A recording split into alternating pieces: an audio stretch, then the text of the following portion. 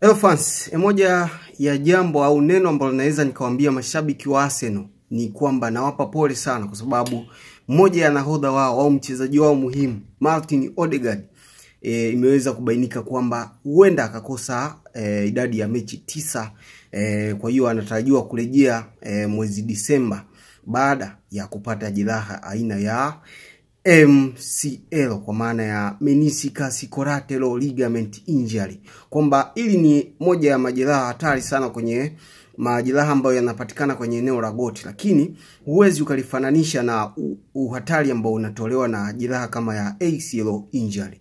Hili lina uafadhali kidogo. Kwa nini nasema lina uafadhali kidogo? Kwa sababu hili linakwenda kuathiri ukingo wa goti, kwa maana ya ndani ya goti, kwenye ukingo wake ndipo ambapo eneo inapokaa hii ligament ya collateral. Kwa hiyo moja ya kitu ambacho nimeweza kukibaini ni kwamba Odegaard amepata daraja la pili au grade 2 ya MCL injury, ambayo inakwenda kumchukua muda wa wiki kuanzia 6 mpaka wiki 8 kuwa nje ya uwanja. Kwa hiyo ni moja ya wakati ambao tunaweza kukadiria kwamba ni moja ya kipindi ambacho Odegaard anakwenda kukaa nje ya uwanja.